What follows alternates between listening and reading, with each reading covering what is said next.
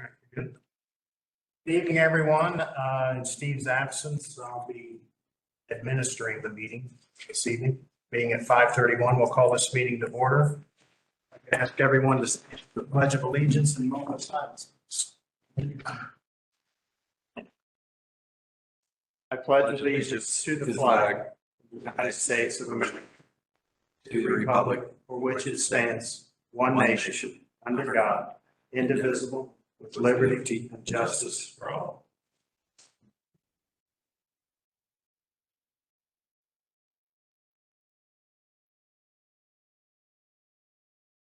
Thank you.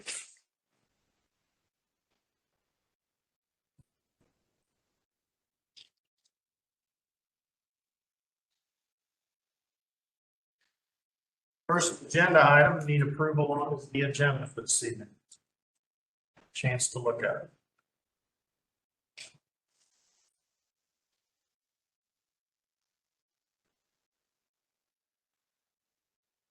I'm going to approve the agenda. Motion to approve, need a second. I'll second. A second. All in favor? Aye. Opposed? That was approved. Safety minute and cool moment. Brett. All right, so I'll start with the safety moment real quick, actually. I was at Lake Cumberland over the last weekend and had a tire blowout on my trailer. Thankfully, it was the passenger side, but if you've ever been on 74 in the middle of traffic, driving at 75 miles an hour, it's kind of... So anyways, we pulled over and I got pulled way over on the shoulder, made the kids get out of the car and they were way up on the hill there. And thankfully it was on the side of the car, but it was amazing to see some of the, traffic that comes by that can't move over, and it like shakes the whole, there was times I was like, I'm just going to call law enforcement and have them just get me off the road there. But anyways, just reminded me of just a safety moment of, you ever find yourself in that situation, make sure that I actually had my wife watching for oncoming traffic. So if someone veered off, she could yell at me. We did it successfully and safely.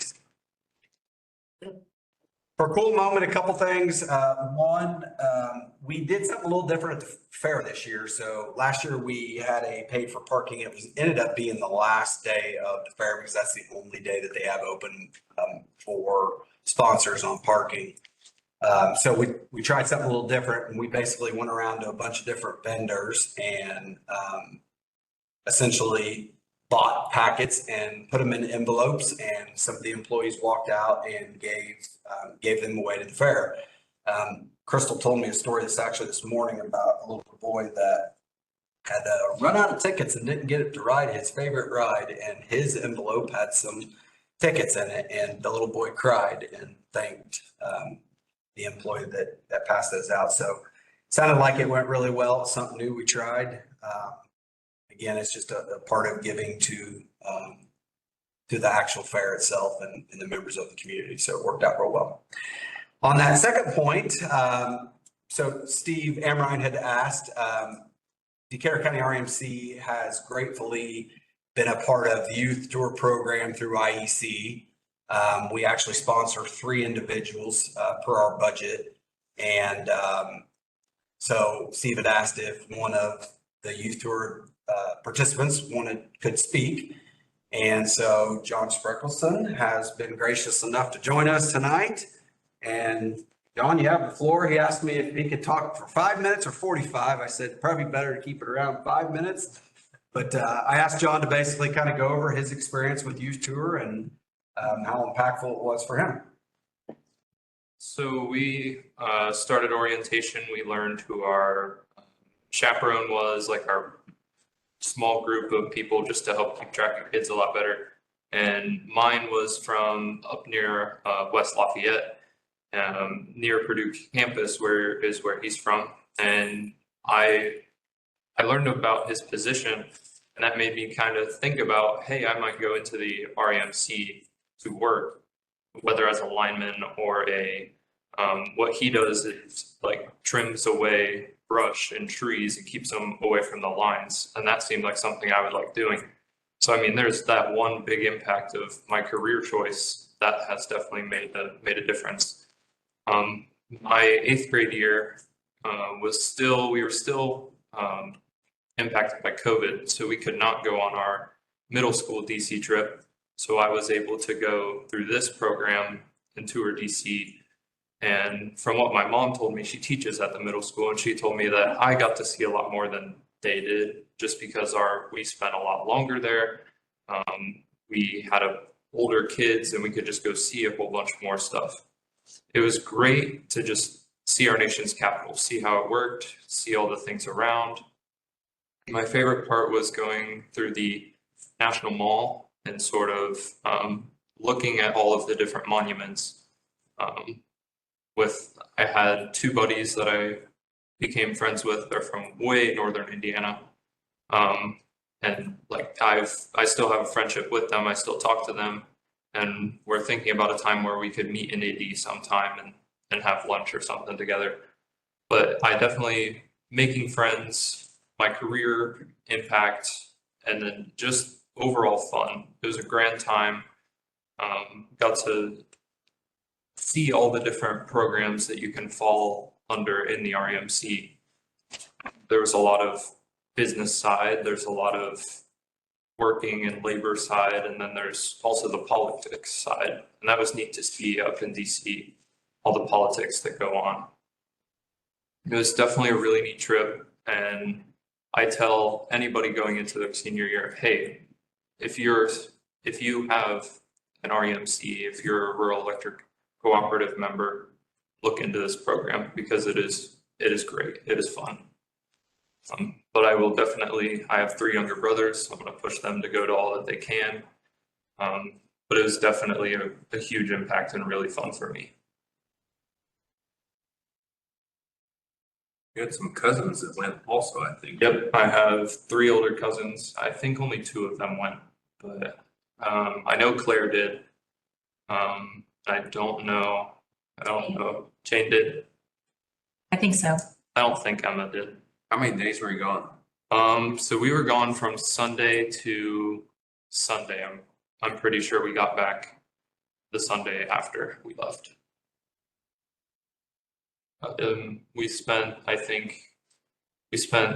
a drive to Columbus, Ohio, stayed the night there, went to the Flight 93 Memorial, then to Gettysburg, spent the night in Gettysburg, toured Gettysburg that next day, went to DC, stayed like at our hotel around that area.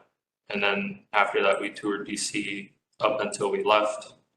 We went to Columbus, Ohio, stayed the night again, and then came all the way back.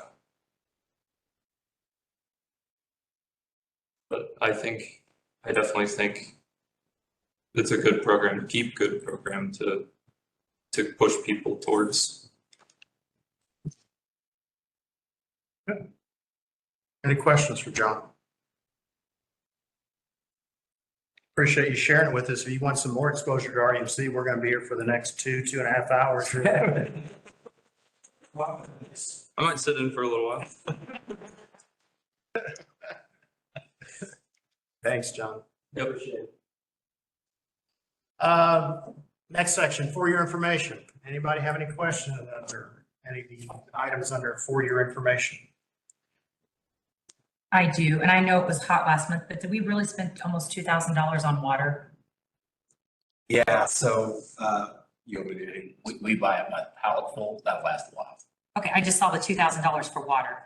I personally got to unload that because it came at 3 o'clock on a day that the guys all left at 2:30. I know it was hot. I was just curious on them. Yeah, so that water's not just for our linemen, though. That's also water for all the events that we give away. So we buy it pallets at a time. Yep. One of the pallets was tipped over. The safety committee meeting report. Yep. I was just curious, it says truck damage is becoming a trend. What does that mean? So for our safety meeting, not here, a trend here. Oh, It's a trend over the state. So Dan Hoke is our IEC rep for safety and regulatory compliance, and he participates in our safety committee. So he added the fact that if you look at the trends of near misses, not just over the state, but over the entire US, passing bys and it's not just Decatur County, believe it or not, that the roads seem like they're getting narrower and the roads are going up, which makes the ditches bigger.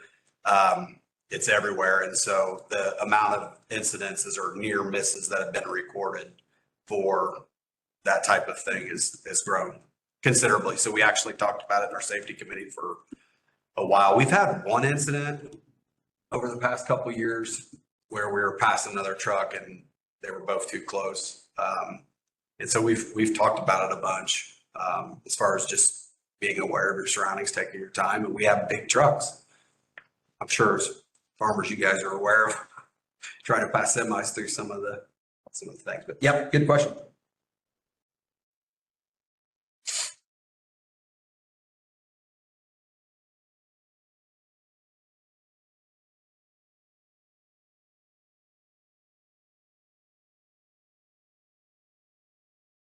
Anyone, anything else for your information? Check register, what's a budget refund? The Bottom of page 5. Page 5, check. Either budget billing or does it say NG by it? It's budget billing. So they got a refund. And it gets trued up every year. So they set themselves up to pay X amount every month. Oh, They didn't use as much as they expected, so they had a refund at the end of gotcha. it. Sometimes it's a charge, sometimes it's a. Do they have an opportunity to carry that over if they choose, or does that automatically settle up at the end of 1 year? I think the process, it automatically Settles up one way or the other?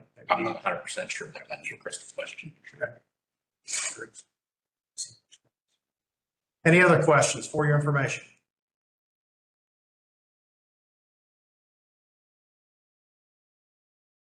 If not, we'll move on to approval of previous meeting minutes. We have both the June meeting and the June executive session.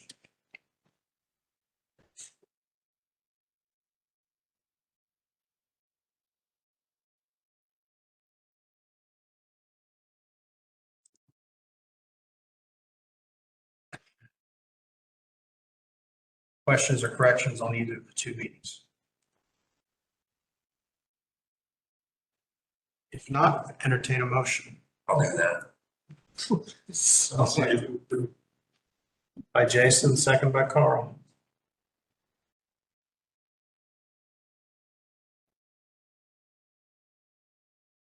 CEO update, Brett?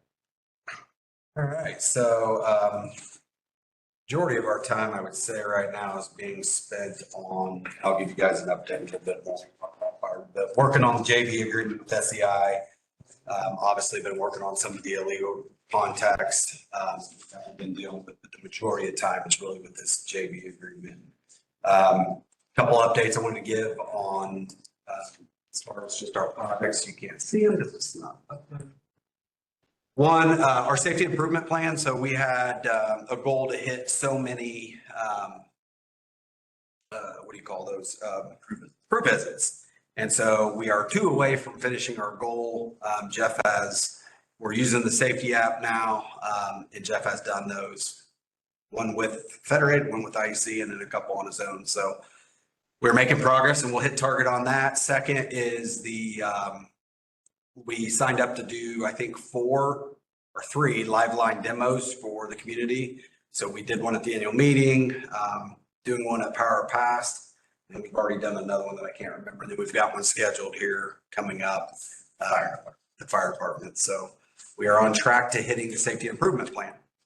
The fleet, the service truck, which is a bucket truck, has been ordered.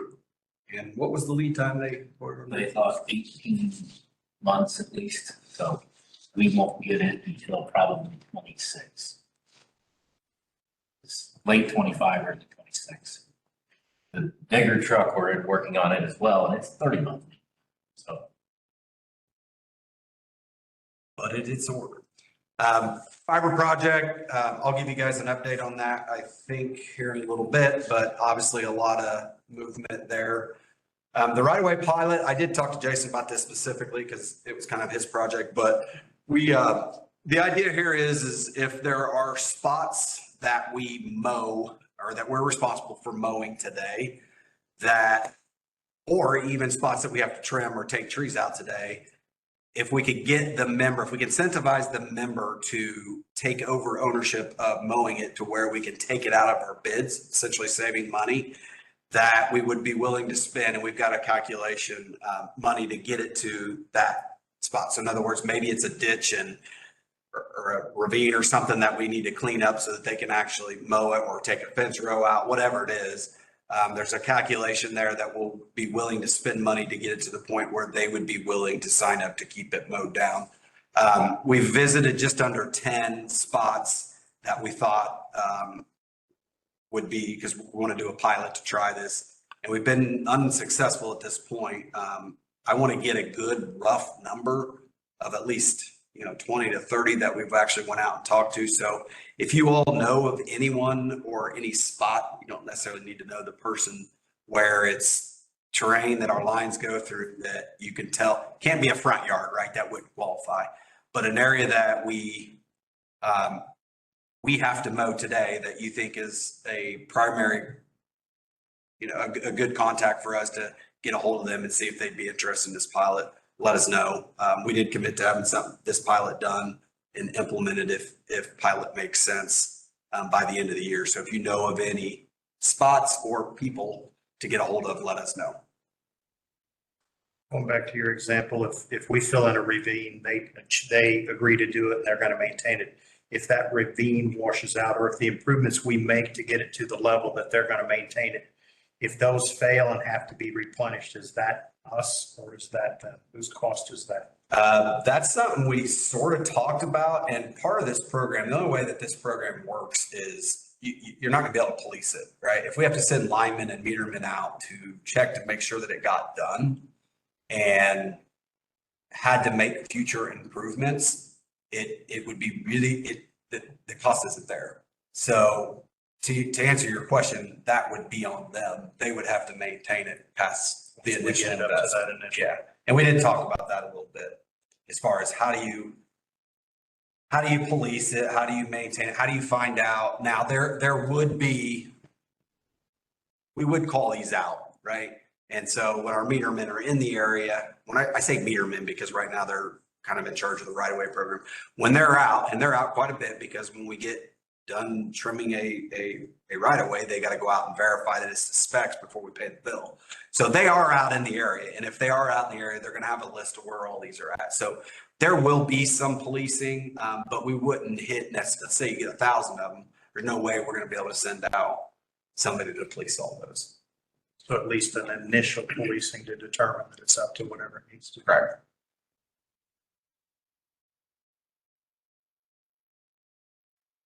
So I'm just telling you, if you know of any, please let us know. We're looking for areas and haven't given up, because I don't think we've gone through enough yet to determine that it's not necessarily feasible.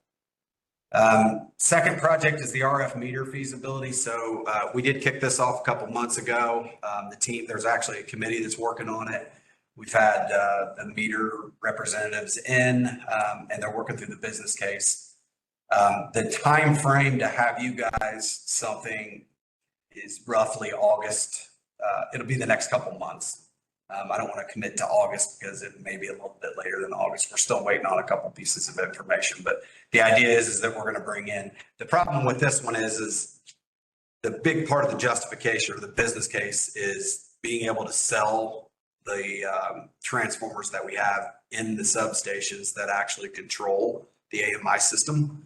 And there's some value to those because they don't really make them anymore, right? So as more and more people transition to RF, which I can tell you is where everyone is going right now, those become less and less valuable. So, if we push this out for a couple of years, I think the numbers were it's going to pay for roughly half of the project if we sold those. So it's something we got to get done, at least bring to you guys as far as the feasibility, whether it's feasible or not, by the end of the year. And so we're hoping either next month or the month after we'll have that to you guys. But point is we are making some progress on it. Any other questions on any of the other projects going on?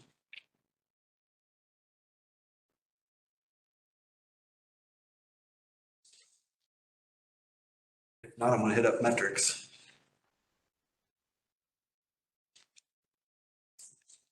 All right, so June was sort of interesting. Obviously, it was about 4% warmer than our 5-year average. So when you're talking percentage points on an average for a month, every percent, so it's a big increase, right? So we were 4% above our 5-year average. That equated into, and what's interesting about it is the CCD, right? So the cooling degree days ended up at 288 compared to a 5-year average of 204. So it was pretty unseasonably hot, and people were running their air conditioners for the month of June. If you look at the overall purchased energy, we were right at 31 million. So the energy was actually up about 4% over our 5-year average. I'm sorry, 2.5% above our 5-year average. And then demand was up about 4.4%. So demand is obviously driven by the air conditioners primarily, being the temperature so hot. And you'll see the results in that in the financials. If you look at it from the different classes, so residential, we're well above budget, 17.8. Commercial was above about 10.9. Industrials, again, it's kind of the same story. There's a couple industries that are bringing down the entire group, primarily one. So there's actually 2 that are down, but 1 majorly. And then in transmission, you can see we're about 3.3%. So you look at that, roll all up, we sat at 1.87 variance to budget, above budget last month. With the temperatures that we just showed, we're up 2.45% to budget. So sitting in a pretty good spot when it comes to sales. As far as reliability, it's still been pretty quiet. I'm not going to say any more than that. Lost consumer hours were at 1,148 compared to, and this is going to be goofy, but this is just how these averages are. The 5-year average for June is typically a stormy month, right? So our 5-year average was 11,353 lost consumer hours. We are at just shy of 1,100, or just over 1,100. So well below. Number of outages, we're at 63 compared to a 5-year average of 89. Again, indicates June is usually a stormy month, and it hasn't been. It's too hot. I put this in here just as an adder. You know, we always talk about we're halfway through the year, a little over halfway. What's driving a lot of our outages to date? And this kind of surprised me a little bit because animals seem to be consistent, but animals typically are only feeders, so you're not affecting very many people. Whereas, you know, we've had a couple of vehicle and machinery accidents that have gone back to the sub in some cases. And you're talking about those outages, even though there's only 1 or 2 or 3 of them, they gobble up a lot of consumer hours because you got a lot of people out. So I thought it was kind of interesting to take a look at it from lost consumer hours, but right now, the leading by far is vehicles, so wrecks, and then trees behind that, and then construction and lightning. So thought that was kind of I wouldn't have predicted that without seeing the data. So I thought that was pretty interesting. Any questions on any of the other metrics that I did not mention?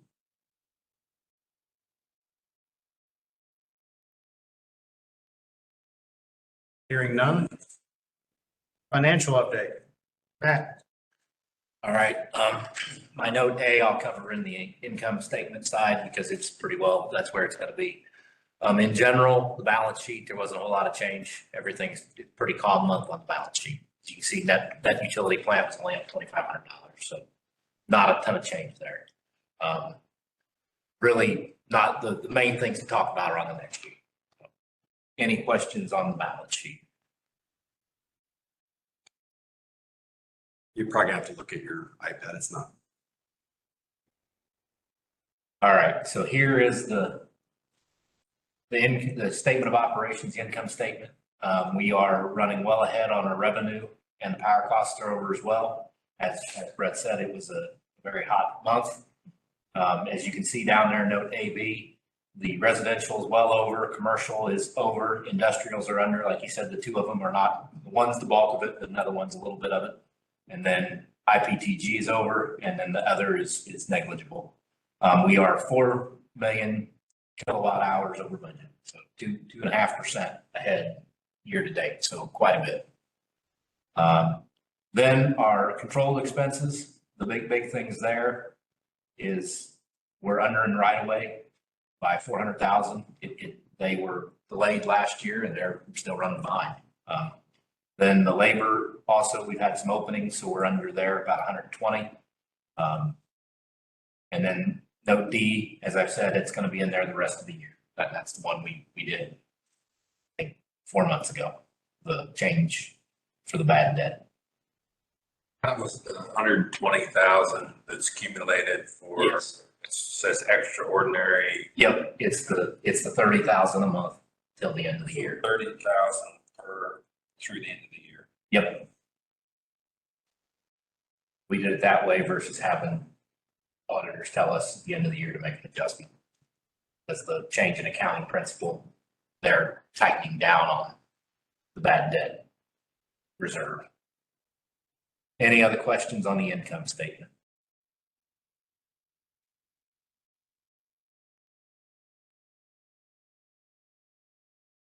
Anyone?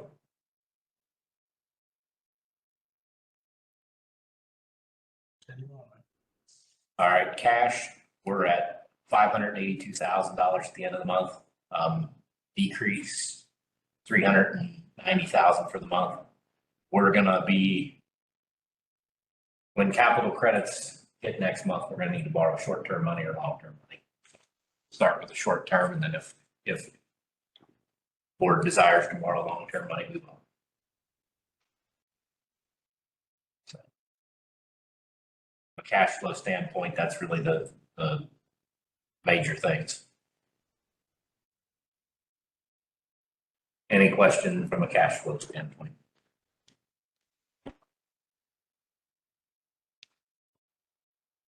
Next, we have plant. In general, there wasn't a huge change there across stuff. There was some increases in pole replacements and some invoices related to the service upgrades coming out of Westport sub.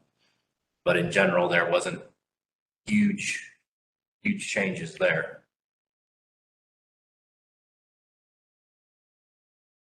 There will be probably some more stuff coming as we get more invoices, as the Westport stuff gets closer to being done and more pole replacements happen. Yeah, Matt and I were talking earlier today, and so we made a conscious decision, I don't know, probably 2 months ago. Which that doesn't necessarily show up here. Correct. Oh, you're gonna talk about that figure? Well, I was gonna talk about it. Okay. It doesn't show up on this sheet, but when you notice our work orders closings on the one spreadsheet that you receive every month, with the reductions in staff, we have not closed as many work orders with people being missing until the decision was made. It was more important to get customers' stuff done and the members than it was to close work orders. So our engineer has focused his efforts on making sure people get taken care of versus closing the work orders. So I expect over the next couple of months, there'll be a ton of work orders to get closed as people get back up to speed. Because there's quite a few. That doesn't impact from a money standpoint because the money's already there, but it will impact the number of work being closed. I guess there'll be some labor and stuff moved to it, but in general, it's not going to be a huge impact from a financial side. It's more of this is going to close out side. Steve will see it on the work order sheets closed when he signs off for the argument stuff. Any questions? I do have some dates too before we're done, I should put this as part of mine. So just some things that are coming up is to make you aware. Number one, you guys have anyone that's participating in the directors thing, that's this weekend in French Lick. Saturday, July 27th is the back to school bash and resource fair with Decatur County. It's with the health department and the hospital. So we are going to participate in the touch a truck event there. So on July 27th, we'll be doing that. July 30th, we're going to have our little crew club back to school open house here at the RMC. So that's on the 31st, which is a Wednesday. Thursday, August 8th, it's the National Night Out. This is put on by the city. Colin, Caleb, and Paul will be attending. We're going to be doing live line demos out there. And then we also donated the water for that event. August 14th through the 16th is the Power of the Past. So we have operations folks that'll be attending each day. We're going to do a live line demo each day to the schools, attending, as well as 2 presentations for the public. So every day we're doing a live line demo for the schools, different schools, obviously different days. And then on Friday, we'll be doing 2 for the public. And then Thursday, August 22nd. So if you guys remember, every year we kind of committed to the morale stuff, that every year we were going to close down the office and do some type of morale thing together. Last year was the first time that we tried.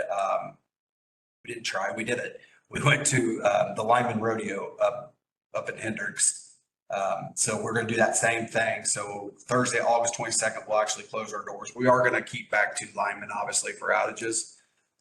Everyone else is invited to go up. So Colin, Evan, and Joe are participating as a team. We're practicing out back. It'll be hard to beat. And then Colin, Brian, Caleb, and Evan, they're all participating in individual events. So it's over a two-day course. We're only going to obviously go up one day. So I think the very first day, all the team events are, and then they have some of the individual events. So we're going to try to go up that day where we can actually see the teams perform, root on our guys. So that's August 22nd. And those are the main events. Abby did send out something. We did, she sent this out before, but any of the High Point Orchard concert series, if you're interested, there's still some openings there. And then the Wine and Roses, if anyone is interested in the new directions, we did support that. We have a table, so if anyone would like to go to that, there are smoking. That's August 10th at 6:30. So those are some of the upcoming events. Hey, Matt, can you kind of talk about the decrease in cash? Is that primarily from the says operations facilities, departments of facilities, does that make up the bulk of that? Talking off this sheet or the actual cash flow? Is that one, the cash flow summary?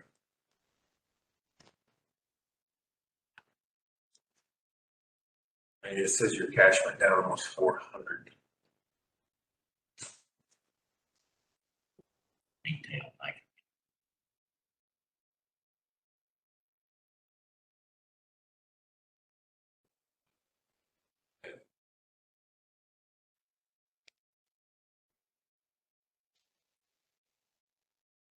Anything else on financials? Caveat that Matt's researching that. Jump over to new business. UIEC director compensation. We're going to have, I guess, a summary of director compensation. Brad, I'll let you elaborate. Yeah, so I'm not a huge fan of this because everyone, just like not a lot of co-ops do the retention. Everyone just pays their directors a little different. So it's hard to do apples to apples. I look at it and I see you guys all under the average in almost every category, which that's for you to determine if that's good or bad. But I think we're sitting in a really good spot from my eyes. There is a lot more detail on that second sheet. And if anyone is interested in those, I printed that off 100 different ways. There's so much and I have no problem if you want me to actually send it out too, if you're really interested in some of those. That survey is intended to help you all know what everyone else is doing. So if you are interested in it, I can either print it out for you. It's a lot easier to read on 11/17 than it is here. I understand that, but it is in our policy that you guys will review compensation data for the board. I think you've already reviewed the 1A, so I don't know that we need to check that off, but this is more for a discussion for you all.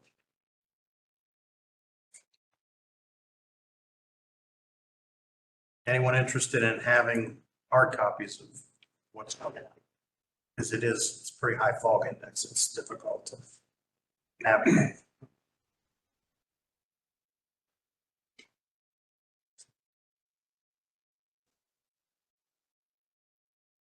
Anyone? No one? Hey, can you guys hear me? Yes. So the question I would ask, I know it says we have 7 directors now. Brett, do you know, based upon all the input data from last year, were these numbers based on 7 then or 8? Do you understand my question?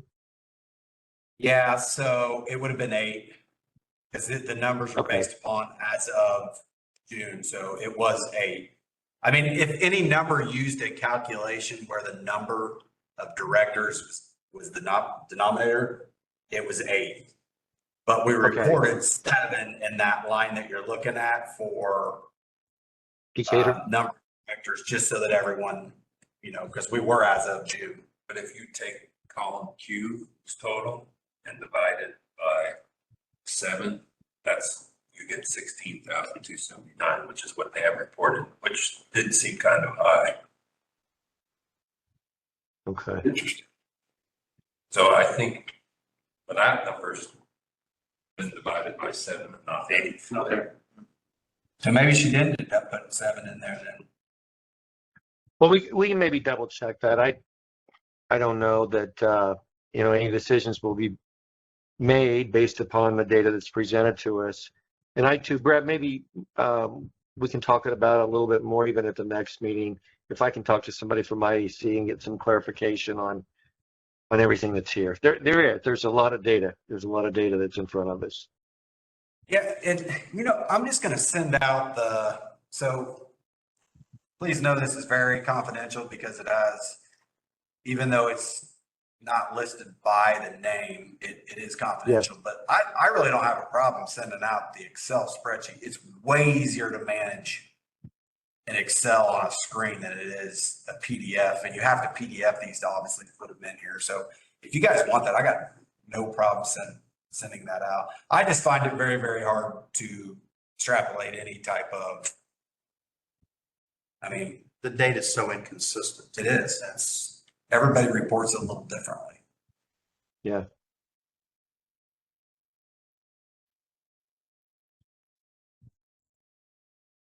Steve, any suggestions on how you want to proceed with this? Unless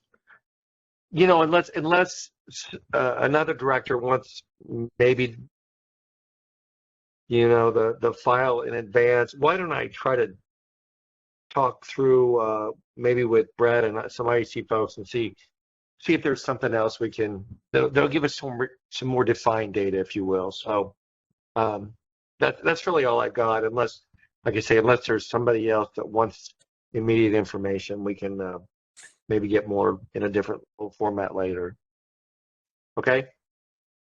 Yeah, Steve, the other part, so I talked to IEC years ago about this study, and the problem is that a lot of co-ops compensate their board so different. Like some of them, like we're going to make it more complicated which is not a bad thing. I'm just saying, if you don't get your CCD, then it's going to be a difference, right? So there's just so many different caveats that everyone does so differently that it's hard to really get though actuals. To compare and then actuals. you add in there because then everybody's thinking, well, just use the cost that, your actual cost as directors that hits our books and divided by however many there is, and that's the cost per director. Well, that's not a fair judgment either, because some co-ops make their people do even more training, right? Yeah. So there's more expenses. So it's just, Yeah, it's really, really tough to,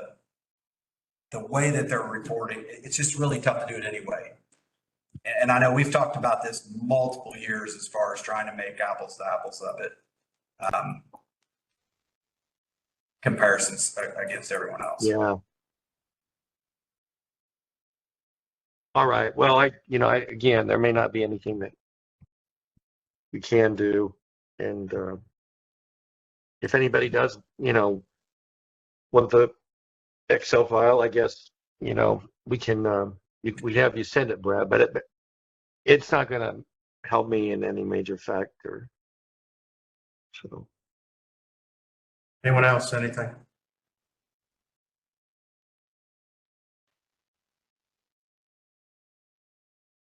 Okay, we'll just leave it at that then. But that average for us in the corner is high. Yes. I agree. Your observation. Average and where at? Wow. Column Q, which is the total cost divided by that number is 7, 8, and I think that's probably 8 figures. That number should be divided by 8 instead of 7. Yeah, but even it, so the number's going to come down. Yeah. Well, you're still That's what on. I'm saying. So I know, but I'm saying that's even high. What's on there? It's actually lower. Oh, yeah, we're still, There's still no, I mean, unless you're wanting to talk about an increase, there's nothing to glean off of here. Then we're way low and average on almost everything. Now, if you want, in my opinion, if you guys are talking about like an increase in per diem or an increase in that, I think what we do at that point in time is we actually don't dig into this. We actually contact other REMCs that are closer to the averages and then try to get, instead of taking all 38 who measure and pay their people completely different, go find the ones that actually pay very similar to us and then compare them to us. Yeah, your sample size is going to go down, but it's a better apples to apples comparison. The only reason I didn't suggest that is I didn't know what your conversations would be. I was going to say, if you're thinking about cutting, there's nothing here that would tell me to do that or tell you to do that. And if you want to go the other way, then I would kick me off to go find out which ones are very, very similar to our pay structures and we compare ourselves to them. That would be my suggestion. Brad, we have a regional meeting for IEC up at Henry County this next month. And, I don't know if we could ask some questions during that period of time. And those would include those REMCs that are close to us geographically as well. So maybe something we can run by them. We could talk, but it's going to come down to the fact that it's not just the regional ones. It's the folks that pay a retainer. There are a few that do pay a retainer and that pay a per diem and pay very similar to the way we do. The point of, I've had so many conversations of why aren't we restructuring the way this study? You can't, because everyone pays completely different and there's too many variables to look at. I understand. Yeah, I understand what you're saying. Okay.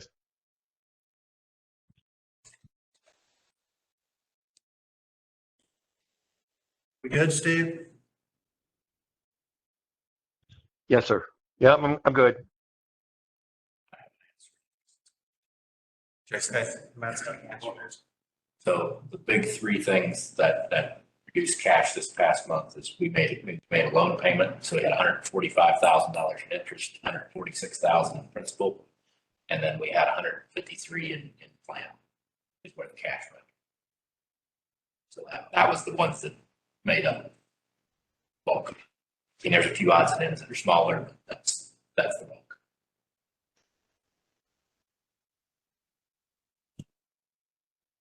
Good, Jason? Yep. Thank you, Matt. Item B under new business, NRECA Regional Voting Delegate. Right. So Gina and I kind of talked about what happens if nobody's going to the regional meeting and should we still do a local, should we still vote on a director? And so we kind of talked around to other co-ops, I actually brought it up at our regional meeting, and predominantly people say, yes, you should, because if something comes up and they call, now this doesn't happen very often, but let's just say that NRACA has a special board meeting and it's a voting meeting and you want your delegates to be fresh, right? So you want to try to pick somebody that's obviously going to the meeting, but if there's no one going, I don't think it hurts to go ahead and redo or keep them the same, whichever one you want to do. But we do have to send in the actual document that says, and the minutes that say, here's who our board has chosen as the delegates. And we have to send that in to change this or to even keep it the same. So my point is even if Steve and Dale aren't going to the regional meeting, it probably makes sense for this board to make sure that those are still your two delegates in case something comes up in November and they have a special board meeting that we need a delegate there to vote. You want to make sure that these are the right people, right? Does that make sense? I'm trying to say. So even though no one's probably going, I don't know if anyone's going to regionals. But even though someone's not, you probably still want to keep these relevant. In other words, do you still believe these are the two and then vote on these two to keep them their delegates for regional?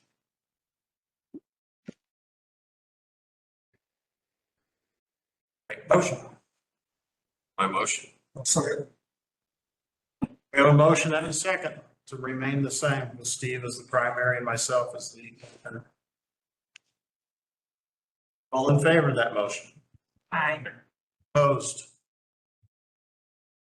Passes unanimous.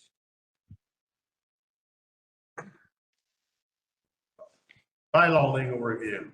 All right, so as I put in the memo, Wickens kind of keeps track of our bylaws. And so anything that comes up in his eyes or even in our eyes as inconsistency or something that just needs to be clarified, he makes note of those. And when there's enough of them, he kind of reviews all the bylaws to make sure that there's no changes needed. And then typically he'll create red lines and we'll bring them in here and you guys vote to either change them or not. So that's kind of where we are and what kind of kicked this off. And I thought I'd just run through these. So the idea is I'd like to get some input to give to Robert to suggest red line changes for next month. So obviously you're not voting on anything tonight. It's just what do you want him to redline, if anything? The answer may be nothing.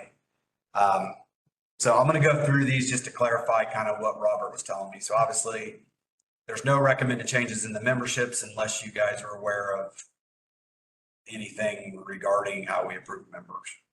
I don't know of anything there, so I think we're good. No recommended changes for that. I'm trying to get down to that first. All right, so meetings of members. So number one, he's suggesting we take out the what's in italics there and put it in the annual meeting. The question he was asking is will the annual meeting continue to be held in person or with including some do you guys want flexibility? So the way he was thinking he would reword this is basically the board of directors is going to make the decision of to have the member meeting in person, drive-through, on the, however, or do you want it to be tight to where it says, no, you have to have it in person? So that's the main question here is to clean this up, to take out that, we had the COVID that went through and we ended up having a virtual. Do you want the flexibility to basically say it will be decided by the board on a yearly basis, or do you want it to be in person? And so just looking for thoughts and how you want him to redline that. Anyone? Jason? Yeah, it should have flexibility to allow for alternate case, but I'm having a question about the sentence. The purpose of the meeting shall be the election of directors by secret ballot. Does that need to be amended in any way because we're using SBS? I mean, the purpose of we're not voting at the meeting now. We could have him clean that up. I think what he would tell you is the purpose of a business meeting is to finalize the results of the election. Would confidential be better than secret? They use secret ballot in all of our, I think even in like secret ballots used commonly through all of our documentations. I don't know that it really matters. I could ask that question. Just says the purpose of the meeting shall be the election of directors by secret ballot. To me, that says you're coming to the meeting, vote. We're not doing that anymore.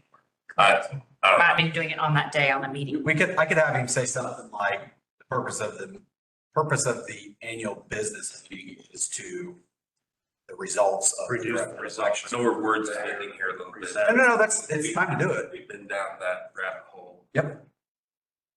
Present the results or something. I'll make a recommendation that he looks at that sentence. The results of the confidential ballots. I think That's the purpose. I think that's what we need to say, then whether it's SBC or we use a different company, but it should be confidential. I think secret opens up some more questions.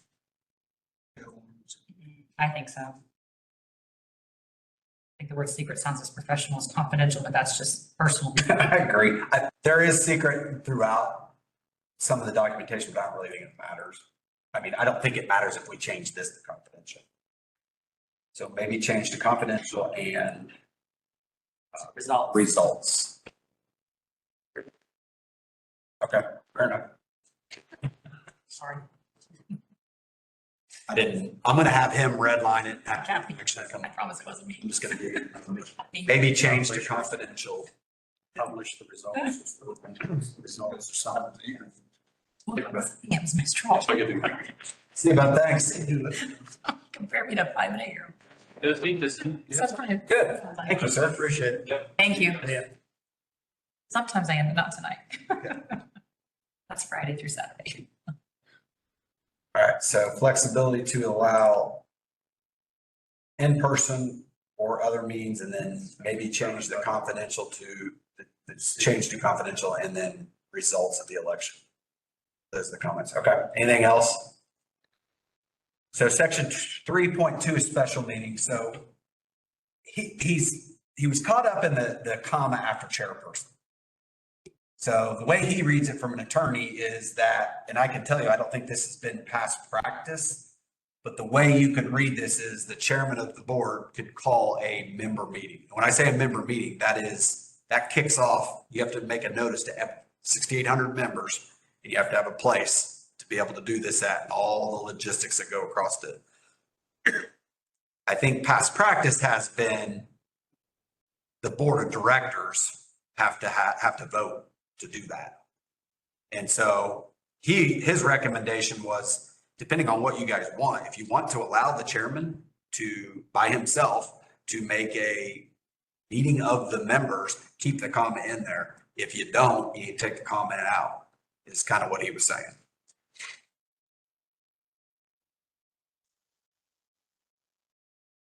I mean, we've never had this happen, but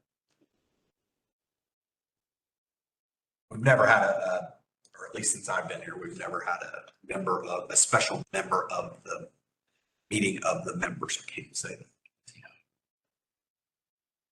Yeah, I think what his thoughts were is past practice has not been the chairman alone can make that call, but someone could make an argument that there's a comma there. Should be board. Yeah. I guess my suggestion would be special meetings of the members may be called by the chairman based on the resolution of the board of directors or something to that effect. I mean, the action of calling the meeting, I think, is squarely on the chairman, but it's based on direction from the board. It's not. Yeah. Yeah, I like that, Dale. I think it based upon the board's decision. So I think that's good. I think it's semantics, but I think that maybe clarifies it a little bit. I'll have him redline in that way, and then you guys can vote on it. Notice of the member meeting. So he thinks we need to do some rewording here to include electronic notice also. And I think this is something we need to do, right? So I'd let him go through it and and redline it, but do you guys agree that if we have your email, this is really what needs to come from you. If we have your email and you don't get the magazine and you don't get a bill, are you okay? Sorry, let me reword this. There are some cases where a person will not get a bill, a magazine, but we have their email, so we would just email them rather than sending them, the magazine. So the question is here is, do we want to reword this to allow for electronic notice of a member meeting? That's really what it comes down to. Today, it says you have to have there has to be something in writing that goes to all 6,800 members for a member meeting. Do you want to allow, is it acceptable for those that have electronic that we would send it electronically? That's the question. If you agree with that, then I'll have him reword it. In the event you had both, would you do multiple notifications? Or would it be only one or the other? Would there be a primary, secondary, tertiary, or would you do? We'd probably only do one. In most cases, I would say. It would be an email blast to all electronic folks.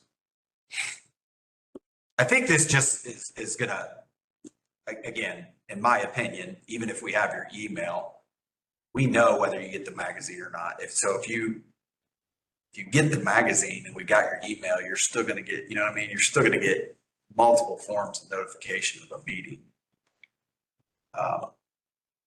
So that's when we have to send a separate letter Yes. for the. The idea is if we ever had a member meeting, It's the idea of the people from electronic billing that don't get a bill in the mail. Yep. That also don't get the magazine. Can you send them an email that's getting their bill via email? Correct. Or do we need to send them a separate letter even though they're getting nothing in the mail? Correct. And I can have him redline this and we can kind of talk about I don't know. I'll just say, please read.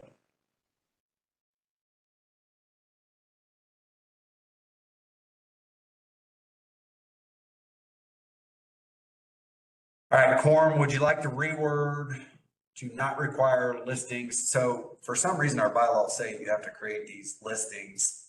No one uses it. It's neat. Oh, it's even there. Yeah, I guess. He was just cleaning it up. He said, instead of having a requirement, you don't use it for anything. If you ever had a challenge for action taken at a meeting where they challenged the presence of a quorum, what's the support to say, yes, we did? It's a good question. I can have him answer. That would be my only reason for it. Might be an extreme circumstance, but if you took action at a meeting, you announce we have a quorum, people don't like the action, which I can't imagine no one would like the action today, but let's imagine people don't like the action and they wanted to challenge and say it was not valid because you didn't have a quorum. What would be our proof to say, yes, we did? I would say leave it alone for extreme circumstances. I agree with Dale. Not that we would have extreme circumstances, but it could rise up again.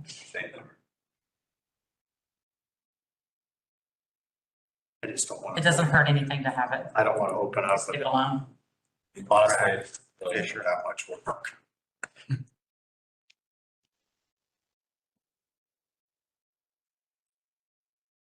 You guys all good with just saying leave it alone? All right, voting. So paragraphs 2 and 4 reference voting at the meeting and should be changed. Paragraph 3, reword to allow voting to commend as directed by the board. And then 4, remove the language of in person. So this is just clean up to basically allow the board to make the decision of how we do our elections. That's really what this is all about.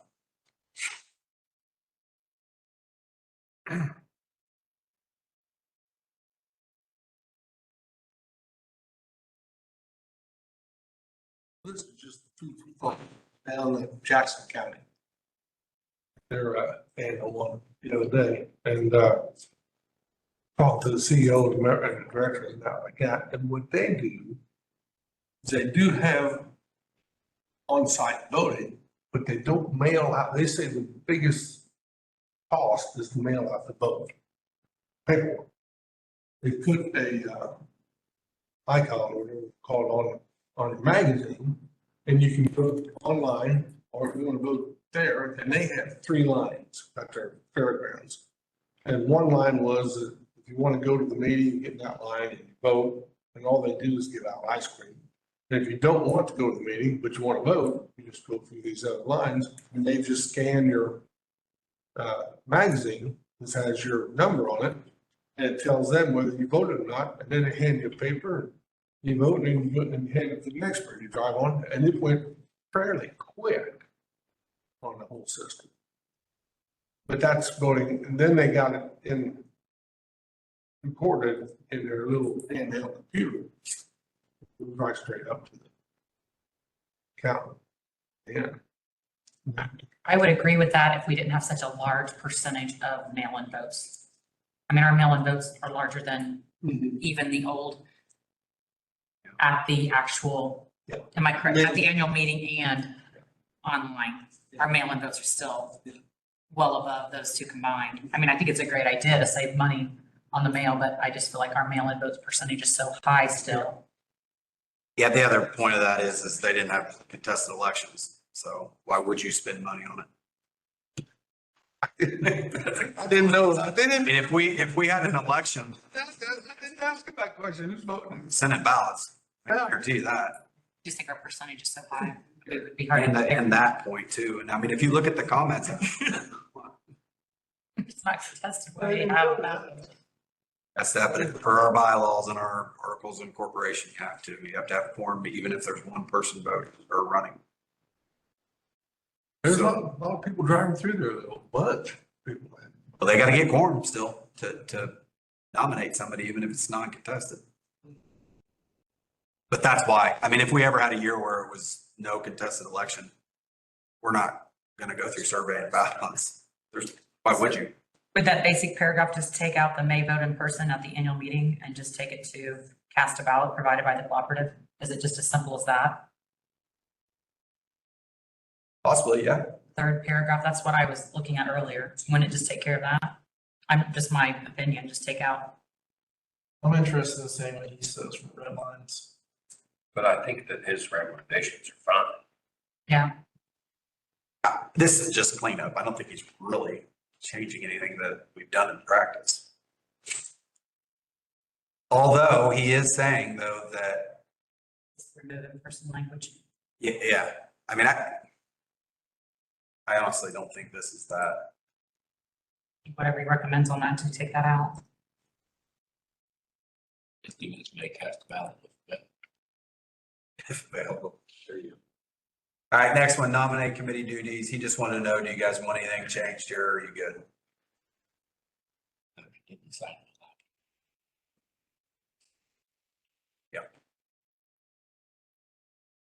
I mean, we do want to think about how we write these because I mean, I guarantee you if If we, something happens electronically, say something crashes computer wise. no, I'm not talking about that scenario. I'm talking about the scenario where we don't require contested elections, right? So if we have a year that we don't have a contested election, I don't want to pay any money. And so I'm going to be asking the board to change the way. So we need to just make sure however we change this allows for something like that to happen. And maybe we'll never have a non-contested election, but way our bylaws are wrote, you could. I think that's throughout this whole thing, but anything on nominating committee? I think we kind of already hit this. I mean, I think it's already been changed. I don't know if there's anything else that's been changed. Years ago. Or no, because they required it. Yeah, I don't think we've ever had that. I think years and years and years and years ago, they didn't require it. They didn't require two, then we changed it to one, but we haven't had one since. That doesn't mean you won't. Credentials and Election Committee, any changes wanted, recommend removing section A due to it being a board decision. I think what he's pointing to there is it really is a board decision, not a CEC committee's decision on how you conduct your election. It's not a CEC decision. So anyway, he wanted to put that there. I think that's accurate. I think that red line I'd like to see.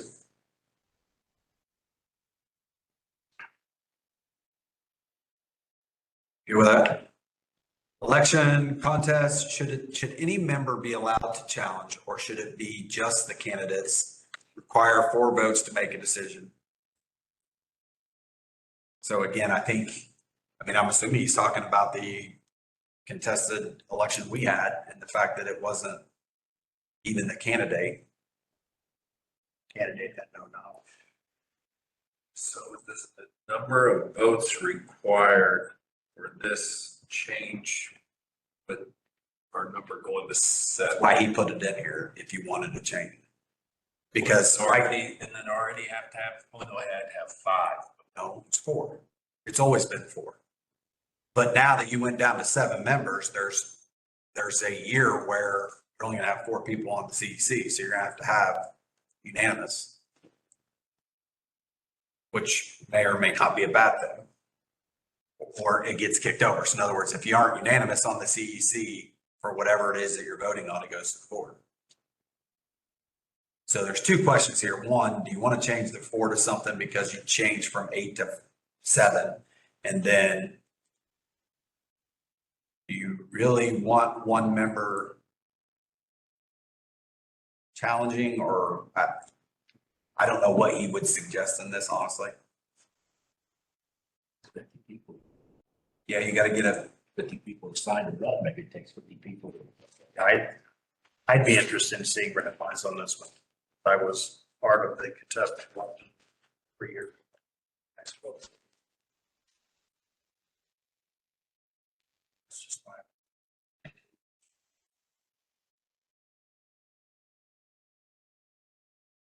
It could still be 4 votes.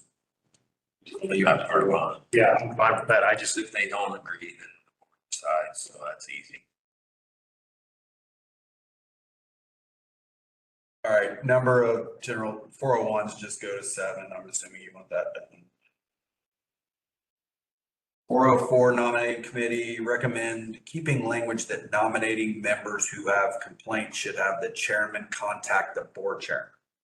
Keeping the language that nominating members who have a complaint should have. I think what he means here is he's recommending keeping in the language for the complaint, but it needs to go through. The chairman should contact the board chairman. I think is what he means. Yes. So instead of just any member on the nominating committee, you want the board chair to go to the board chair with complaints.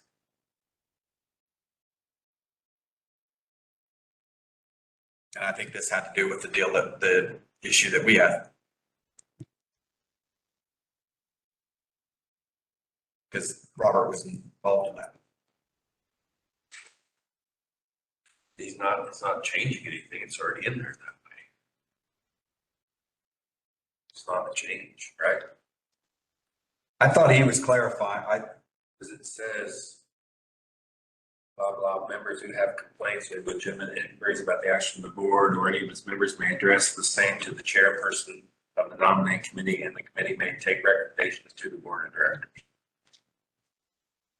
Not the same. Yeah, so maybe his language here, recommend keeping the language that the nominating member should have a complaint, should have the chairman contact the board chairman. Okay, so keeping it the same, I think is what he's saying, right?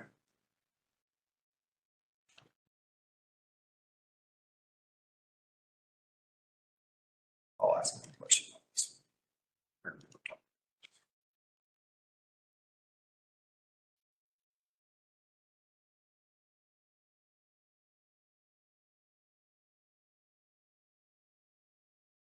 So your recommendation is to keep the same. That's what I'm putting. Is that how you guys want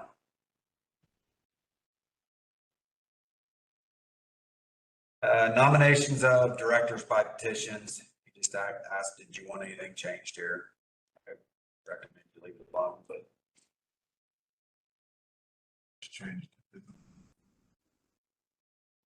this. yes. Well, the 75 days, yeah. To try to get it aligned, right? Yeah.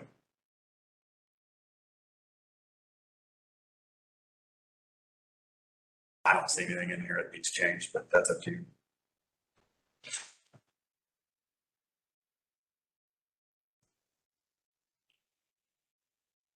Voting districts, I'm assuming you want that done. It's just taking out the language. Specific. Yeah. Getting close.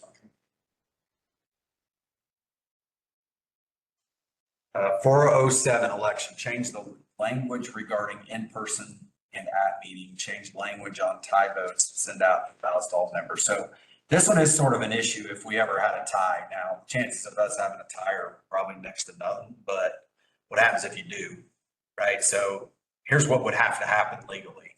If you had a tie, there's language in here that says how you would deal with that at the annual meeting if you had quorum. The problem is you're not going to be able to do that because of the notice to the membership, right?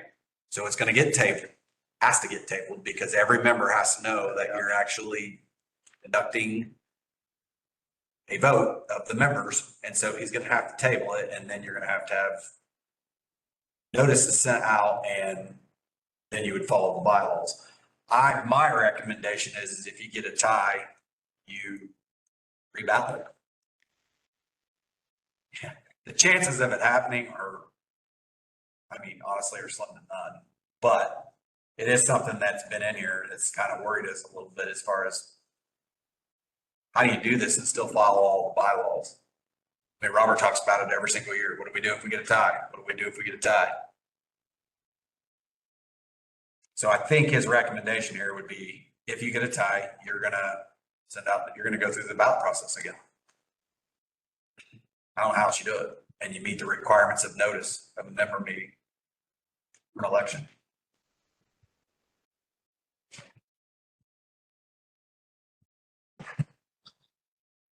Guess you could flip it if you want. You want to see red lines then?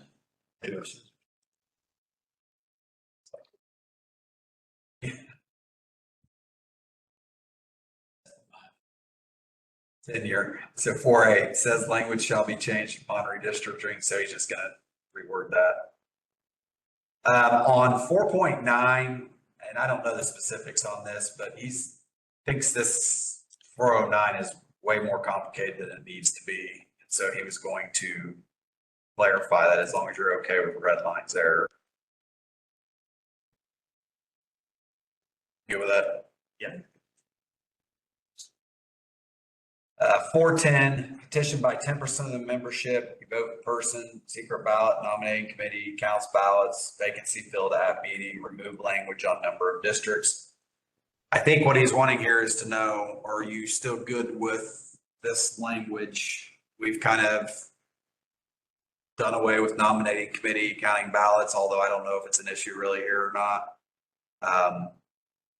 You obviously are going to want to remove the language on the number of districts. But do you want anything else changed as far as removal of directors by the members? There's no red lines here you can provide unless you guys want something specifically changed other than that last one.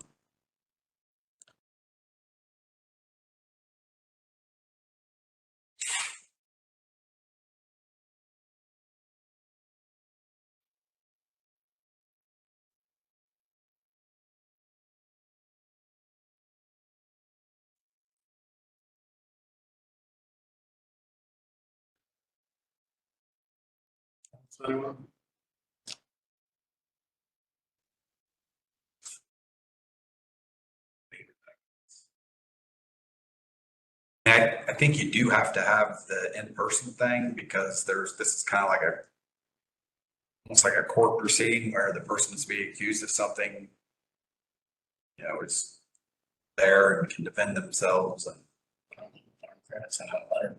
Yeah, last year. So, I don't think there's anything necessarily wrong with the way we do it or the way it's stated in here. And to get that level of people to sign up, 10% of the membership to sign something saying I'm getting rid of somebody for, that's a lot. Well, it has to, it goes in there about, there has to be like a, can't just be because I don't like Dale's glasses. Okay. Agree. I think it's fine personally. You guys good with it? I'll have him just remove the language on the districts then. So 4.17, he just wants to define principal. And then meeting of directors, no recommended changes unless you guys know of any issues. May want to add the notice of meetings may be electronically, which is what we do. So I would suggest he redlines that.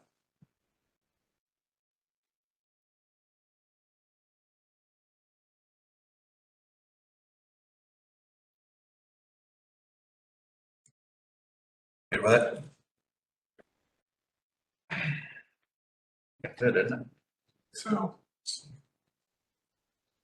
All right, I will have him redline and present that to you.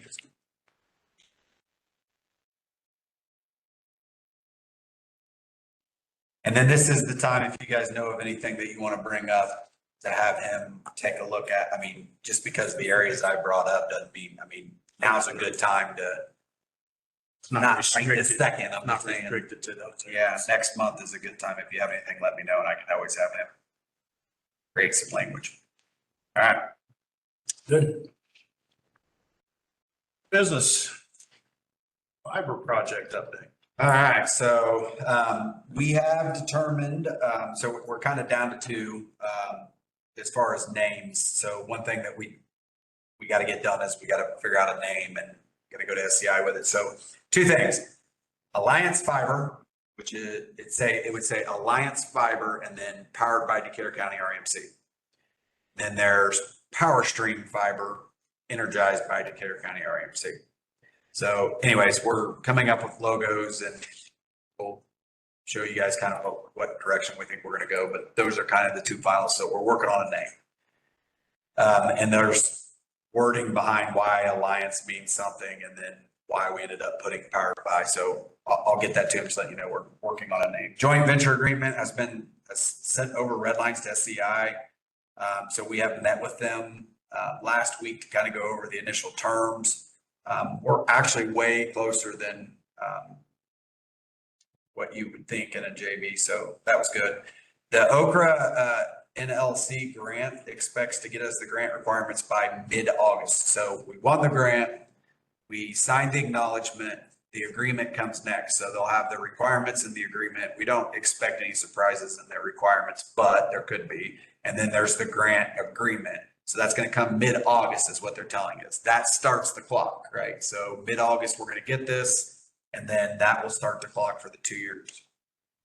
The Indiana Broadband Office expects the full address list to be released at the end of August of successful challenges to identify all addresses that will be available for BEAD. This will be huge, right? So you know we did the challenge. They accepted the challenge. Who we challenged has the ability to go back and rebuttal. And we don't think they're going to be successful, but you just never know, right? So the end of August, we're going to know that what available addresses are available for BEAD. So we're hopeful that our challenge went through and it did not get rebutted.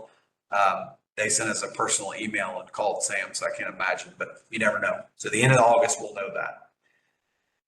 August 6th, which is next week, is a kickoff meeting with Intrust and Fiberize. We're going to be going over the statement of work and phase 1 build out for the NLC 4 grant territory.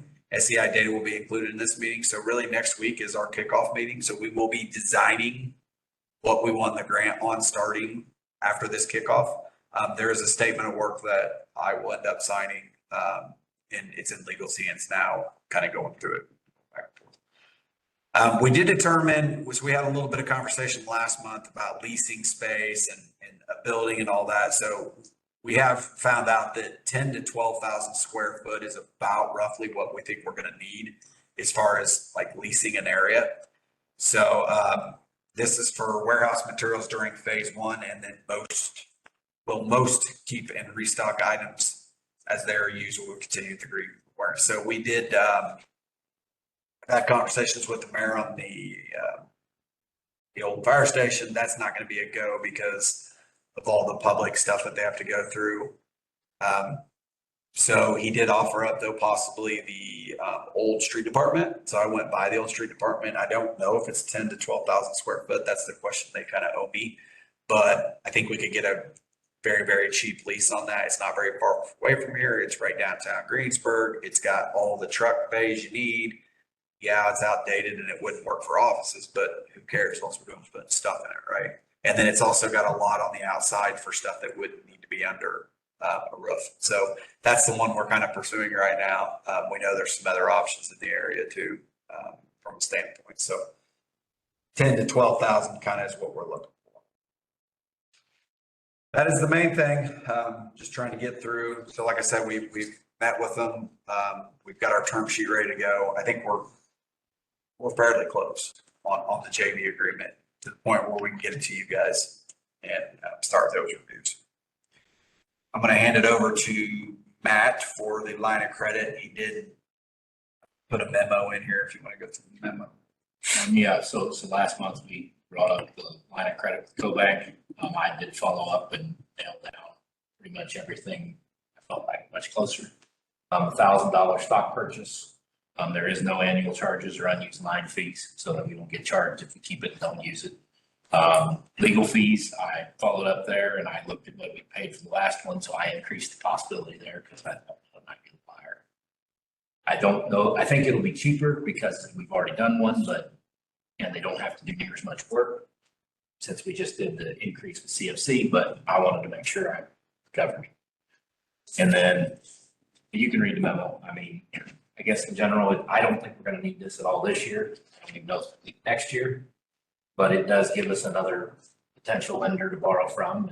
And it sets in motion a relationship that if we do wind up doing fiber to everybody, probably.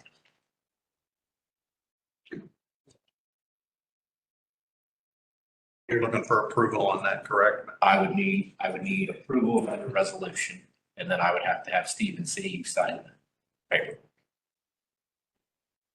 Did we not have a $4 million line of credit with? We do, it's going up to 8. So we have large amounts of line of credit set up, but to build fiber, you're talking millions and millions and millions of dollars. So this is going on to that. Yes, Too. this would be more available money, Different lender. but a different money, yes. And we kind of talked about this. It's one of those deals where, I mean, we're most likely going to need it, number one. And number two, even today, it'd be nice to have another lender to, compare rates and be competitive to. It doesn't hurt anything. It would be different if it costs money every year to. Yeah, if there was an annual charge.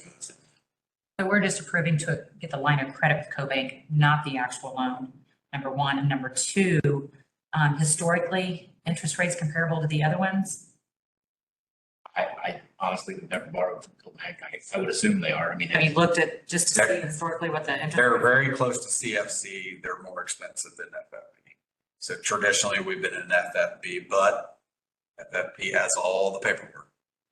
We're just approving the line of credit, not the actual pool of the. we're not going to borrow any money on this. I mean, we're going to probably have to borrow money next month on the line of credit to fund the capital credits, but it's not going to be from this because this is going to be done with it. So what's the urgency to do this now, knowing we don't need it till 2025? I don't know that there is a ton of urgency now, other than it's ready to go and we've already done the other The only thing I would say, legal work on the other loans, so there should be some savings there and that there won't be, you won't have to go back and redo as much legal work because they've already done it all the way up through February. I agree. I don't think there's any urgency that like, we need it tonight. No, But I will tell you that if you know anything about these loan documents, this is gonna take months Yeah, to get processed. I've learned with the CFC when it's a real pain, but So it will take months. There will be hiccups. If we would happen to get everything in bead that we think we're gonna get at the beginning, Q1, Q2 of next year, they're saying by the end of the year, you're gonna need to access this money quickly. We don't have months. So I would say, I would say on the short end, it'll take several months to set something up no matter what, from the time we start to, I mean, it's not like going down to the First Financial and getting your stuff set up. It's more work than I have experienced myself borrowing money. but it's not a, we must do it tonight thing either. Yeah, I mean, The approval of the 4 to 6 is what starts that process in motion, correct? You would need to make a motion to approve up to $6,000 in additional budget and a resolution of the board. well, I don't know that you could say up to 6, because if I hand it to legal and it comes back out at 6,100, I mean, I can't really tell her, sorry, I'm going to pay you. Sure. You know what I mean? But it's, the cost is the legal fees effectively. The stock purchase, I mean, that's no different than $1,000. You got a farm credit to get that back when you're done. It's the legal fees is the cost to set it up. That's truly that's the expense. Legal fees, time. Once that expenses go done, if we never Shouldn't use need it, it never it. costs. Yeah, the only time, from my understanding, is you should not need to redo the legal stuff on it every year. There's no other fees. No, I emailed him directly.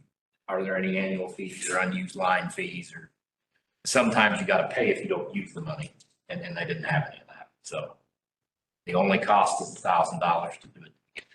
Matt, you're speculating there may be some reduced legal fees because this is a relatively, I'm speculating that because we just went through CFC modes, and they should have every single thing sitting there already. flip that coin over. Is there any additional cost you would anticipate if we defer this?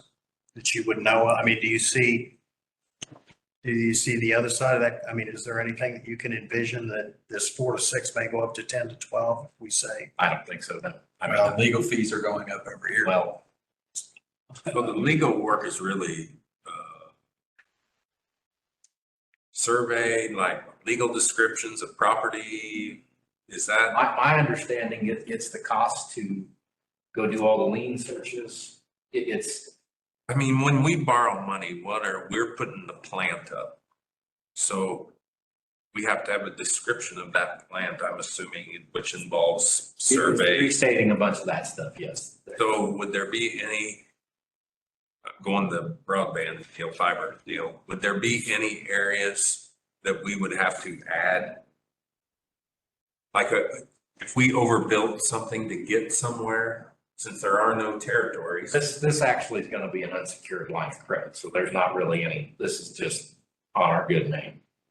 Okay, so if you did get to a fiber project and a full-fledged borrowing of several $1 million to complete something, would you have to redo legal descriptions of our plant? Because we may go Probably to, outside. I'm speculating here, but I'm assuming if we wanted to borrow an additional $5 million, they're gonna want security then.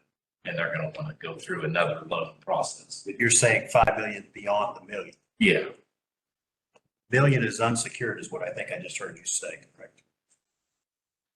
You could have some more legal fees down the road. oh yeah, I mean, if you go to borrow more money than that, yeah. I mean, my personal view is I feel like this is as much about establishing a relationship with somebody we've never borrowed from before, that we're probably gonna need to borrow from in the future if we do fiber to everything. Do I think we need it today? No. Do I think we will need it? Yes. Do I think that, would I rather establish that relationship earlier on than when I absolutely have to have it? Yeah,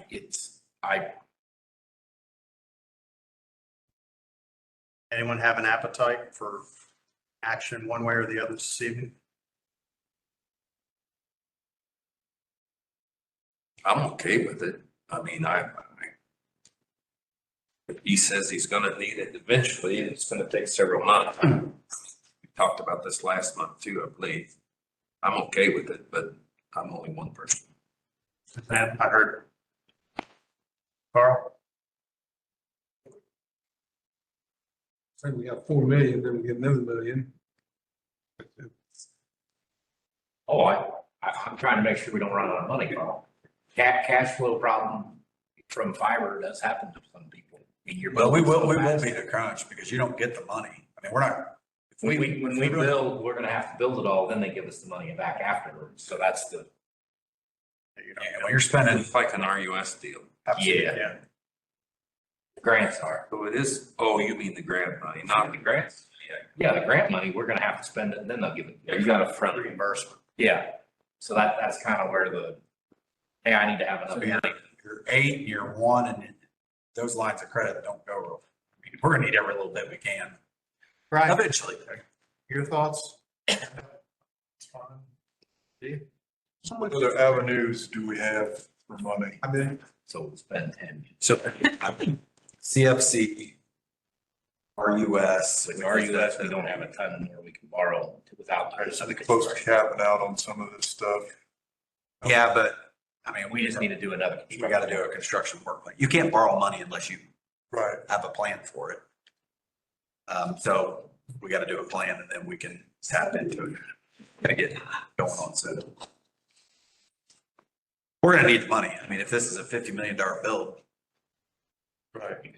But I was just questioning, why not just go with one place or places that we're doing now versus adding another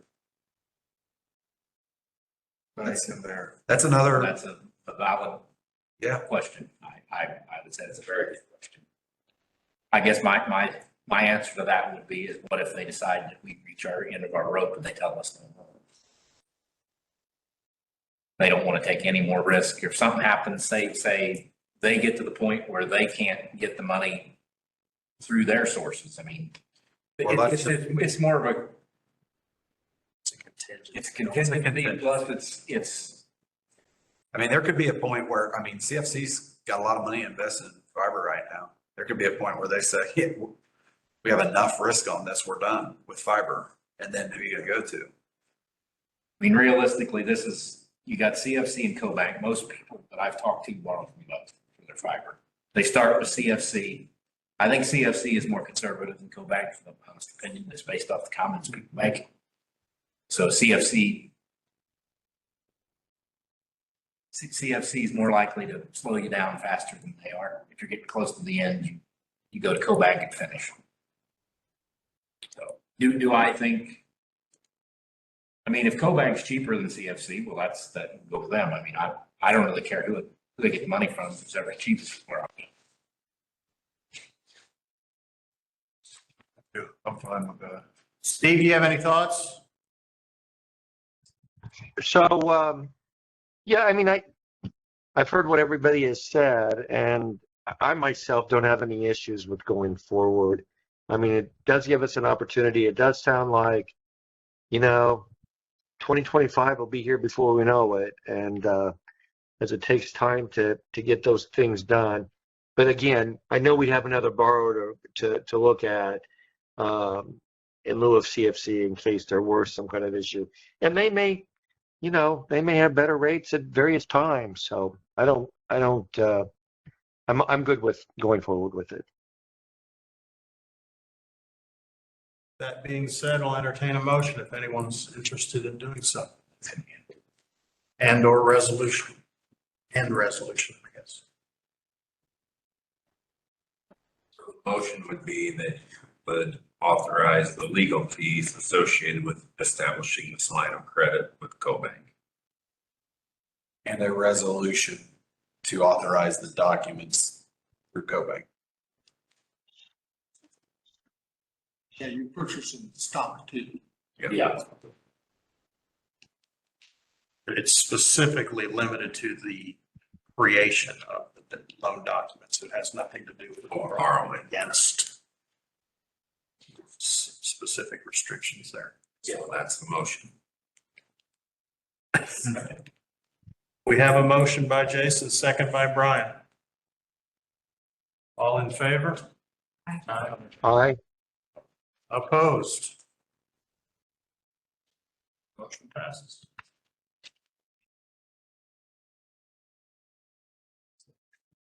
Motion and resolution.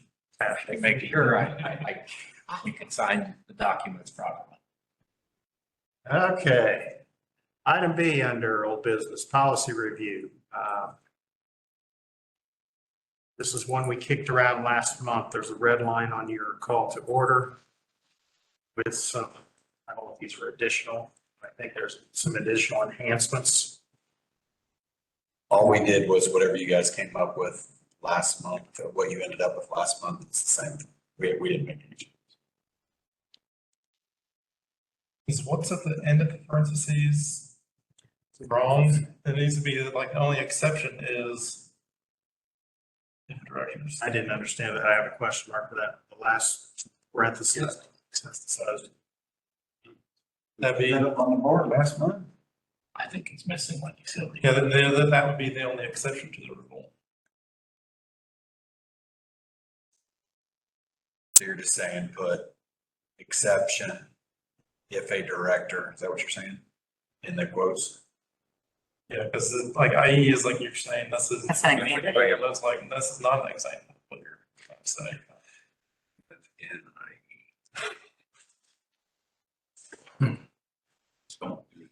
The IE could actually just be changed to exception. Yeah, that's what I was thinking. Yeah. What if some director said, I'm still reading this thing too. It is, indirector that has not received their service is considered ineligible for running.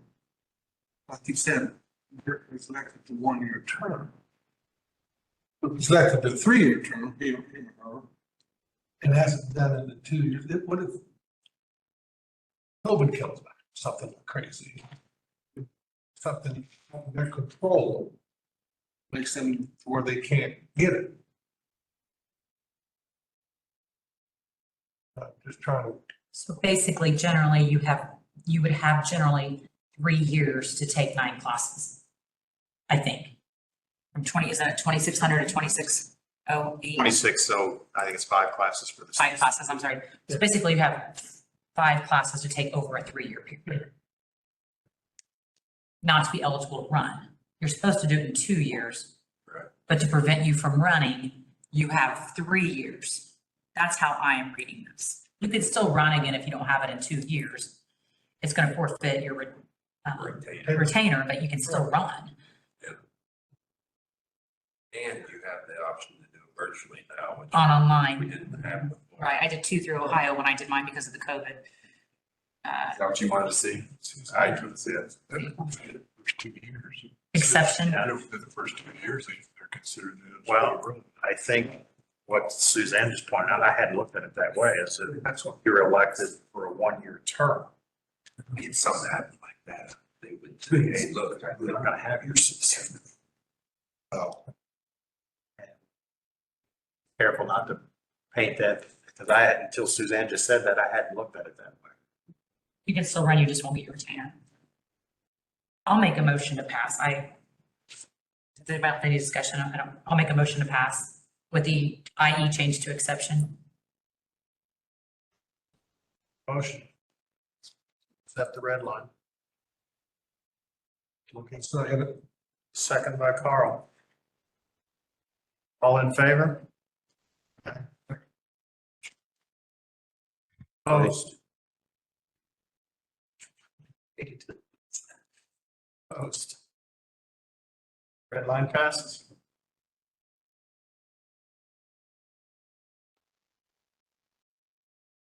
Affiliated organizations. Ryan. Yeah, we met on the 18th. You can see the minutes from past 3 meetings there.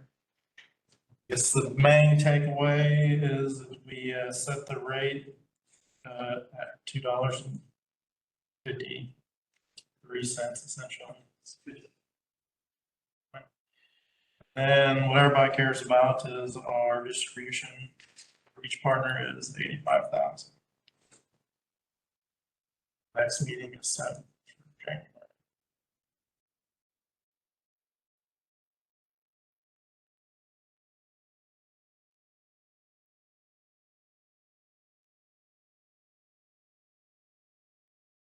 Questions, anyone? No action required. Hoosier, Jason. So we met on July 8th. The minutes are in your board packet. So a couple highlights that happened. So the nuclear power plant Palisades, the split for the megawatt take has been determined, and Hoosier's going to get 46% of the output of the plant, and Wolverine's going to get 54. It's kind of what we expected, that they would be the majority. Plant is in Michigan, and the state of Michigan did support the restart, so that was not unexpected. So that's been said.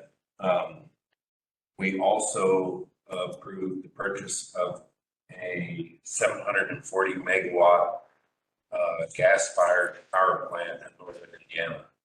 It's in St. Joe. It's called St. Joe Energy Campus. It is an existing operating gas-fired power plant. I think it's, what is it, Brett, 4 or 5 years old? It's a relatively new plant. Yeah. We are 50% ownership in that plant with Wabash Valley. It is currently in PJM. The RTO to our East PJM operates basically from Ohio to the East Coast and here in MISO. So we will transition the plant. We'll be moving it into MISO instead of PJM. But there's some good options up there. There's room for another interconnect. So it's a good pick for us. If you wanted to build a new gas-fired plant and you started today, they said it would probably be 8 to 9 years to be operating by the time you got all the permitting and everything done. So that this plant was available and we were able to buy it was a huge win. It's going to give us some more diversity in our generating portfolio, and it's a good base load, reliable, not an intermittent solar or wind resource. So that was a big deal. We also approved the special and an additional retirement patronage that we will receive at the end of the year. So it'd be about like what we've been getting the last several years. So that's about it. Okay, I remember asking, where does our power come from? Where does our well? And that's what I'm saying. I know, we know that it comes from MISO, but So we have a, Trinity run it to us?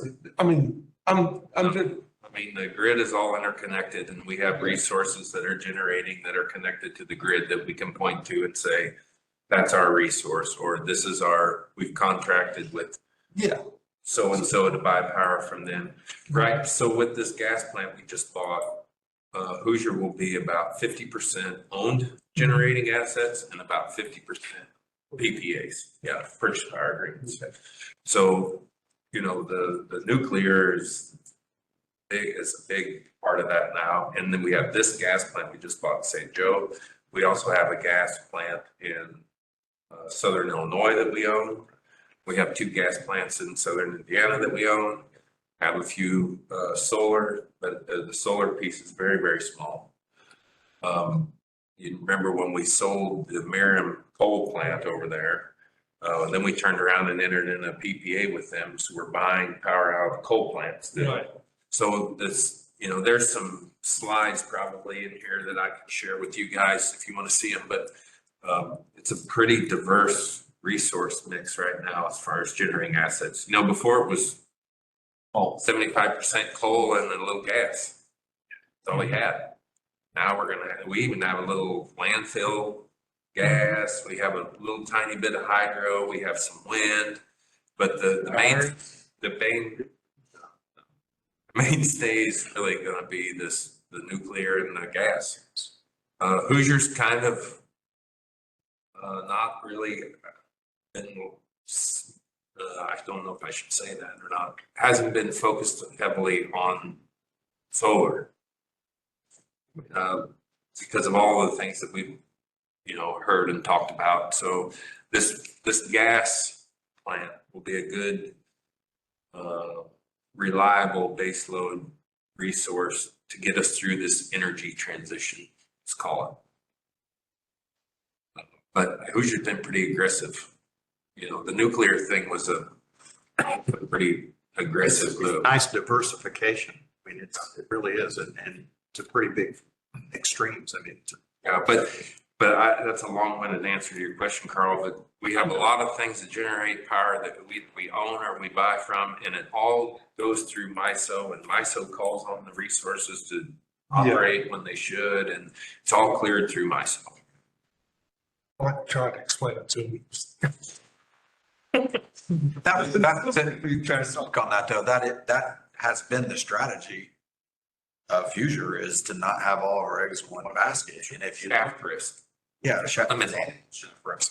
so they've executed to what their strategy's been. And if you look at the diversification to his point, it's huge. It's incredible. But I mean, people think that Decatur County RMC's core closer than the coal plant over there, and that's not how that. No, I tried to explain that to him. Yeah. It could be coming from Niagara Falls. Yeah, we have to show we're putting this many excited electrons on the grid, and here's how we're doing it. Here's where they're coming from. Or MISO says you guys got to turn something faster tomorrow because we need more. Right.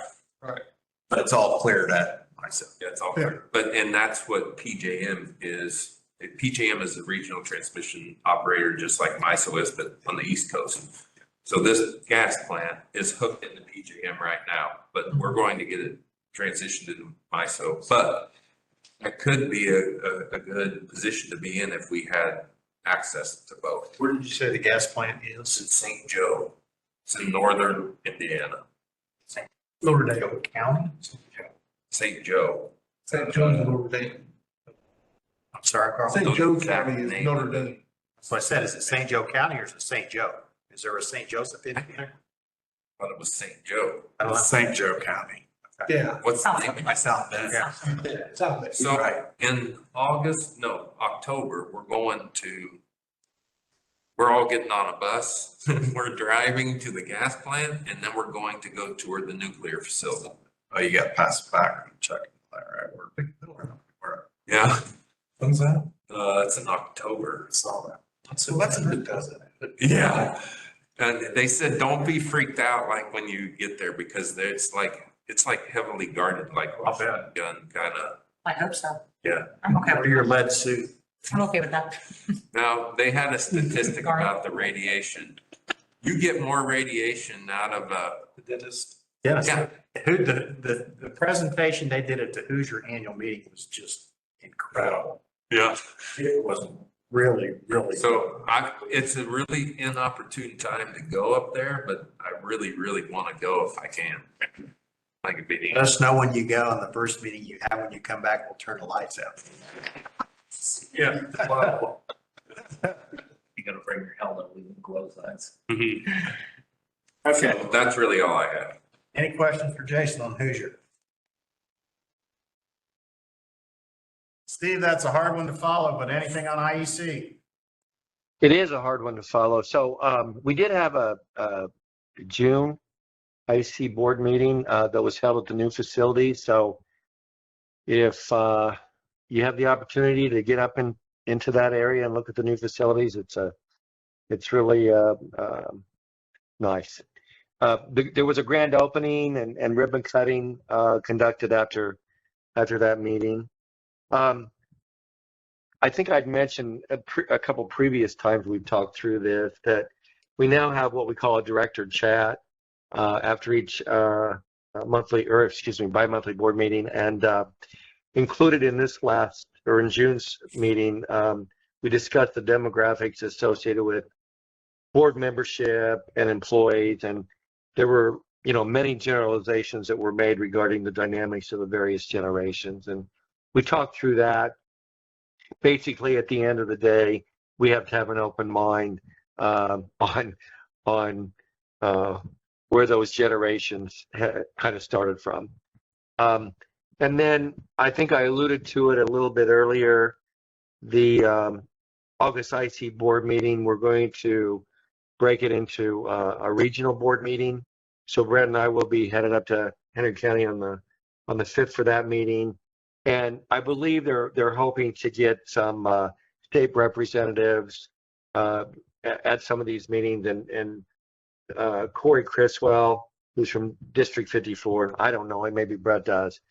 He will be there at the meeting. So if there's anything, anybody has any thing that they'd like me to bring up at that meeting, certainly don't hesitate to let me know. Other than that, I think that's all I have for the IC. Very good. Any questions for Steve?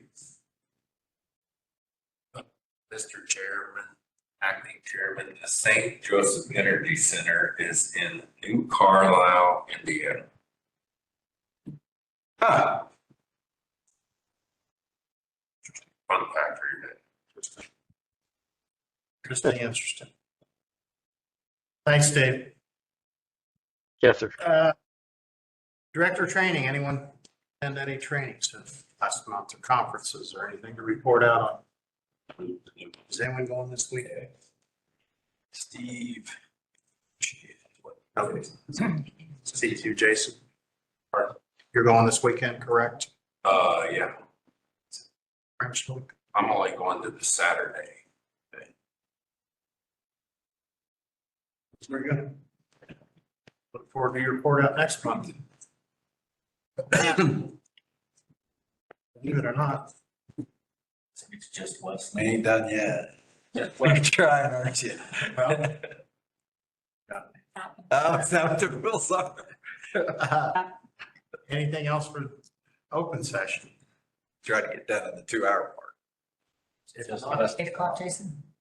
entertain a motion to adjourn. So. Need a second. I went through Friday.